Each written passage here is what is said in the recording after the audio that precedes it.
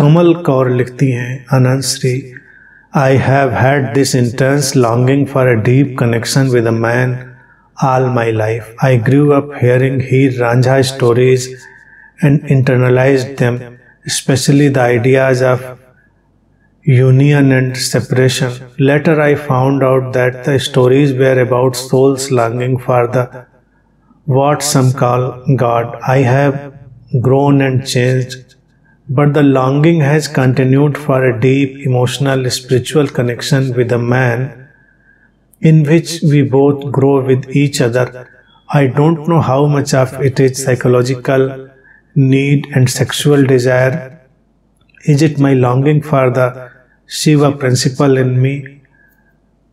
I just know that I feel it at the core. Please say something. अस्तित्व ने द्वैत के बहुत सुंदर रूप रचे और वो बड़ी ही सघन और इंटेंस एक्सप्रेशन है द्वैत के स्त्री और पुरुष। स्त्री और पुरुष की अभिव्यक्तियों की भिन्नताओं को अगर हम देख लेते हैं तो द्वैत की सारी भिन्नता हमको दिखाई दे जाती है। प्रेम की जब बात चलती है तो प्रेम की बातों में लोग ऐसी ही बात लेकर आते हैं, हीर रांझा, लैला मजनू, सस्सी पुन्नू और पता नहीं कौन कौन, झुन्नू चुन्नू, सब ले आते हैं लोग। पिक्चरें भी बनती हैं तो वो भी एक जुनून, दीवानगी।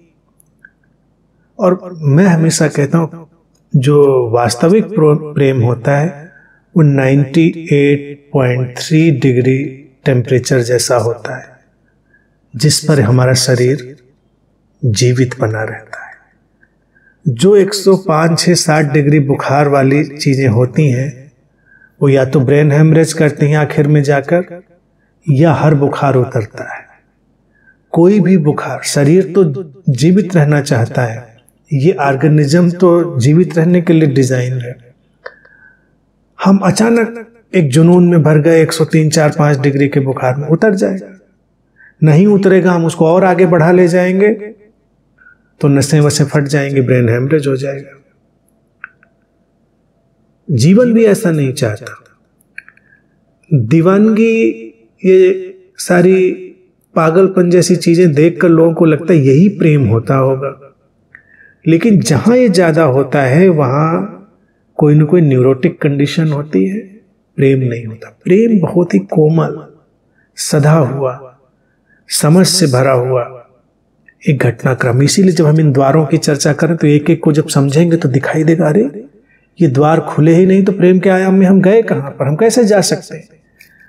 अभी तो हम दूसरे पे ही हैं। सातों को जब देख लेंगे तो लगेगा ये तो कितना आवश्यक था। संवेदनशीलता विकसित नहीं करी, कैसे आगे बढ़ेंगे? हमने मैत्री को जाना नहीं तो कैसे आगे बढ़ेंगे? फिर पहला काम तो यह है कि ये फेवरिस स्टोरीज को ड्रॉप कर देना। आत्मा, परमात्मा और ये सब लॉन्गिंग्स जो हैं, इनकी टर्मिनोलॉजी को भी ड्रॉप कर देना है। अब जब हम एक स्टोरीलेस कंडीशन में आएंगे तब हमको हमारी जो द्वैत की अभिव्यक्ति है, डुअलिटी की, उसका बड़ा संतुलित और स्वस्थ साक्षात्कार होगा। वो पहले जरूरी। स्त्री को अपने स्त्री होने का संतुलित और स्वस्थ साक्षात्कार हो, इनकाउंटर हो पहले। पुरुष को अपने पुरुष होने का स्वस्थ और संतुलित साक्षात्कार हो। फिर इस द्वैत में ये लॉन्गिंग, ये चाहना, ये भावना अस्तित्व ने हमेशा डाल रखी है कि वो एक दूसरे की तरफ बढ़ेंगे, वो संतुलन आएगा। मनोविज्ञान, तंत्र, योग उसके दूसरे पहलू को भी लेकर आता है कि स्त्री में पुरुष, पुरुष में स्त्री, वो भी है। अर्धनारीश्वर, एनिमा एनिमस, यिन यांग, वो भी है। तो इसलिए हम संतुलन के बाहरी उपाय की तरफ भी हमेशा जाने की तरफ बढ़ेंगे। हर संतुलन बोध के नए शिखर की तरफ होगा। जो अवेकनिंग है, हमारी समझ है, उसके किसी नई पीक की तरफ होगा। ये बात ध्यान रखने की है। तो अगर किसी स्त्री के भीतर किसी पुरुष के साथ होने की चाह उठे और किसी पुरुष के भीतर स्त्री के साथ होने की, तो वो मानवीय है, वो उस डुअलिटी की उस द्वैत की एक सहज भावना है। लेकिन जब उस भावना के प्रति हम अधिक से अधिक सचेतन होते चले जाएंगे तो दो बातें हो सकती हैं। हमारे जीवन में ऐसा साथ साथ विकसित होने वाला संबंध भी घटे, हो सकता है बहुत सारे लोगों के जीवन में ऐसे संबंध घटे, या हम अपने ही भीतर के उस डुअलिटी में एक संतुलन खोज पाए। जैसे ही कोई स्त्री अपने भीतर के उस द्वैत में संतुलन खोज पाती तो उसे बाहर की फिर लॉन्गिंग आवश्यक नहीं रह जाती।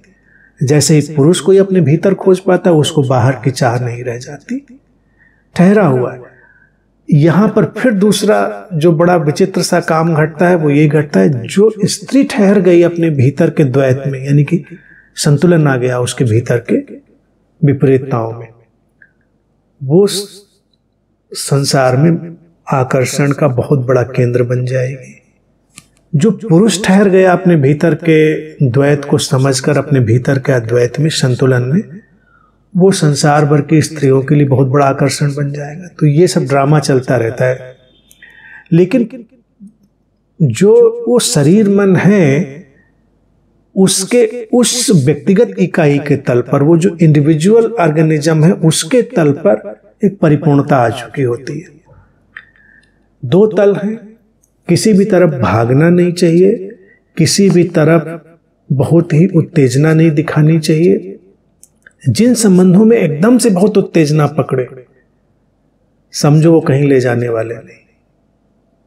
अपने आप को जानने के लिए भी उत्तेजना हमें इतनी पकड़ जाए बिल्कुल बुखार की तरह, तो इसका मतलब हम वहां भी नहीं जा पाएंगे। पहला द्वार था संवेदनशीलता ना, प्रेम के लिए एहतियात, आहिस्ते से, किसी भी चीज को आहिस्ते से संभालना पड़ता है। कीमती चीज, कोमल चीज, उसको बहुत आहिस्ते से संभालना पड़ता है। उसमें हम आक्रामक नहीं हो सकते, इतना डेलिकेट है कि उसको संभालना पड़ता है। आमतौर से जब लोग प्रेम में जाते हैं तो इतने आक्रामक होते हैं कि पूछो नहीं। उनके आक्रमण को बर्दाश्त ना कर पाने के कारण ही बहुत सारे संबंध बिखर जाते हैं। उनको 10 बार रोज बात करनी है, रोना रोना है, सारा ड्रामा करना है, जितना भी कूड़ा कचरा है वो सब एक दूसरे के ऊपर फेंक देना है, पजेसिवनेस के तरह तरह के, एक्सप्लॉयटेशन के तरह तरह के नए नए तरीके निकालने हैं। दूसरा खो न जाए इसकी चिंता में घुलना है, दूसरा भाग न जाए इसकी चिंता में घुलना है।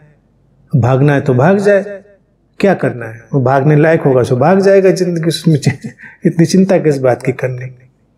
लोग संबंधों कैसे पकड़ कर रखते हैं, हैरानी होती है, क्यों पकड़ कर रखते हो, ये भागने लायक है तो भागने दो उसको। तो बाहर के संबंधों में भी फीवर चला जाना मैच्योरिटी है, आध्यात्मिक परिपक्वता है। भीतर के संबंधों में भी फीवर का चले जाना आध्यात्मिक परिपक्वता है। बहुत कोमलता से, संवेदनशीलता से हम धीरे धीरे आगे बढ़ते हैं। ये 2 मार्ग ही खुलेंगे किसी भी स्त्री या पुरुष के लिए संसार में, चाहे वो आज हो चाहे कल हो। किसी के लिए कोई सहयात्री आ जाएगा, कोई अपने भीतर उतर जाएगा। बस किसके साथ क्या होगा, क्यों होगा, यह अस्तित्व का रहस्य तय करता है, ये हम तय नहीं कर सकते।